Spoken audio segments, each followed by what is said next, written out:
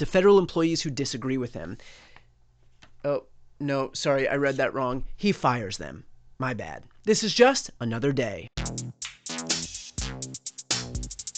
Just because Donald Trump has militarized the streets of Washington, that doesn't mean all is quiet in D.C. This morning, a stunning standoff at America's leading public health agency. The head of the Centers for Disease Control, Dr. Susan Monarez, refusing to leave as the White House tries to fire her amid an overnight wave of high-profile departures at the agency. It comes less than a month after Monarez, a Trump appointee, was confirmed for the job. Less than a month? That means she doesn't even qualify for this award.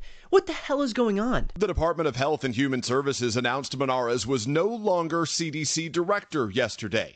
But Monarez's lawyers initially said she was not told she was fired and would not resign, adding she chose protecting the public over serving a political agenda.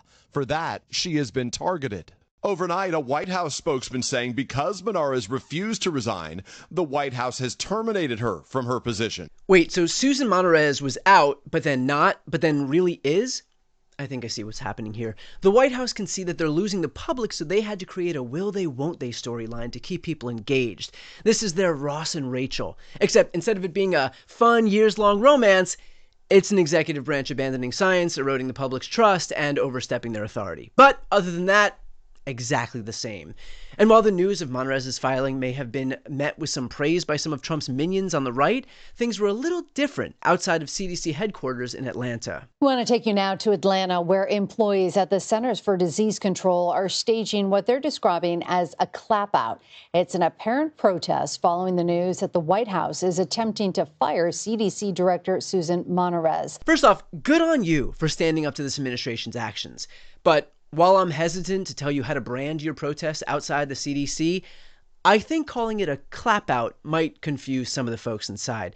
Let's just hope they're not using the phrase, "this time you've gonorrhea too far." But hey, it's just the head of the CDC. No big deal, am I right? We also saw 4 other CDC officials resigned along with this. And so one of them, the head of the National Center for Immunization and Respiratory Diseases, posting his resignation letter on X, saying that he's unable to serve in an environment where CDC is used as a tool to generate policies and materials that do not reflect reality and are designed to hurt rather than improve the public health. Come on, does this country really need to listen to the whiny ramblings from some dude in the wing of the CDC that's barely even applicable, like the, head of the vaccine unit? Call me when the head of the hand brews division weighs in, then I'll listen. Well, at today's press briefing, the clash between Monarez and Trump was front and center, with reporters asking for a person that Trump himself called dedicated public servant who will prioritize accountability, high standards, and disease prevention. Right. That. For someone Trump described that way, why exactly is she being let go? Her lawyer's statement made it abundantly clear themselves that she was not aligned with the president's mission to make America healthy again. And the secretary asked her to resign. She said she would, and then she said she wouldn't, so the president fired her, which he has every right to do. It was President Trump who was overwhelmingly reelected on November 5th. This woman has never received a vote in her life. Ooh, sorry to stop you there, but she actually has received a vote in her life. 51, to be exact, from your party, when she was confirmed by the Senate, which you control. Looks like someone needs to add another $1 to the lie jar. Pretty soon, Carolyn Levitt might have enough money to buy her own private island, like that one her boss knows absolutely nothing about and has no clue what went on there. But if you thought the CDC was the only place this administration was going to pick a fight with, you haven't been following the news at all. Picking fights is like their thing. A standoff is brewing between President Trump and economist Lisa Cook. Trump tried to fire her Monday, claiming there is sufficient cause to believe that Cook made false statements on one or more mortgage agreements. Cook fired back that President Trump has no authority to remove her from the independent Federal Reserve Board and vowed to file suit. We need people that are 100% above board, and it doesn't seem like she was. 100% above board? You've got a bear carcass trafficking vaccine skeptic as head of HHS, a Secretary of Defense who messaged national security to his family text chain and was accused of sexual assault and drinking on the job, and your head of Homeland Security went full John Wilkes Booth on her own pooch.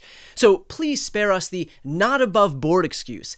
It's kind of crazy that I seem to be the only one asking this about Trump, but can he do this? Can he do this? Touché. Well, John, the Supreme Court actually just affirmed in May that the president can only fire a Fed board member for cause. In other words, for misconduct on the job. And Cook's lawyers are arguing that in this case, there is no cause because she hasn't been charged or convicted for anything. And the mortgage records in question are from 2021 before she was even appointed. Tonight, both the Fed and the president say they're going to abide by whatever the courts decide. The president will abide by whatever the courts decide. You know what? I think it's time to go from lie jar to lie shipping container. Donald Trump's attack on the first black woman to serve as Fed governor, who has not been convicted of a crime, is just the next iteration of his pressure campaign on an independent Fed to lower rates, but moreover, on anyone who doesn't bow down to his demands. Or maybe I'm wrong. Maybe race had absolutely nothing to do with Lisa Cook being fired. She's a partisan animal who weaponized the Federal Reserve. It was a terrible hire. It was a DEI hire. She's not qualified. You know what? It is so sad how people constantly accuse this White House of being racist when all they're guilty of is calling black people animals, ordering the Pentagon to remove books about diversity, and tweeting about how our museums need to stop talking about how bad slavery was. The reality is, this administration wants Lisa Cook to go quietly. They want Susan Monterez to go quietly, because not only will they be able to replace them with people who happily bend over backwards to do their bidding, but quiet resignations and an acceptance that resistance is futile is the narrative they desperately want to solidify. Lisa Cook and Susan Monterez are Chicago and Los Angeles. They are Harvard University. They are the law firm Perkins Coie. These people and places and institutions understand that Donald Trump is not looking for a partner in democracy, despite what his Pope-slang VP might have said today. The President of the United States is not going out there forcing this on anybody, though we do think that we have the legal right to clean up America's streets if we want to. But what the President has said is very simply is, why don't you invite us in? Exactly. Trump isn't forcing himself in anywhere. He's simply asking for an invite. And if people don't want to extend that level of courtesy, he's so cool. He'll just get back in his car, head back home, and withhold disaster relief from their state and eventually barge in anyway. See? No big deal. There is nothing laid back about a man who wakes up every morning with the implicit goal of achieving total fealty. And when that's what someone demands, when they view themselves as all-powerful, having a good faith negotiation with them is impossible. It's like sitting down with Thanos and thinking, I'm getting a vibe that this guy is ready to make a few concessions through healthy yet persuasive dialogue. It's not happening. Lisa Cook and Susan Monterez's efforts to stand up and push back are just another example of the war that needs to be waged against not just a president, but an administration and an entire political party that seems more than comfortable to not only allow these egregious actions to take place, but to cheer them on and lend a helping hand in any way they know how. It's time to stand up, fight back, and tell the world that Donald Trump has gonorrhea too far. Nope, still sounds weird.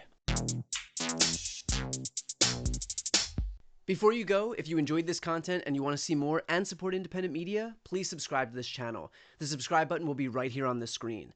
But second, the reality is that we are now in a political environment where this administration can lean on any of the social media platforms to suppress certain voices if they don't like critical coverage. That means my longevity here is in the hands of a few tech billionaires who are already making it clear that they are willing to cater to this administration. To that end, signing up for my newsletter is a way for me to reach you directly if that ever becomes necessary. I'll put the link right here on the screen as well, so please sign up. It's free, but there's also an option to do a paid subscription if you'd like to support me and my team. I really appreciate it. Thanks so much.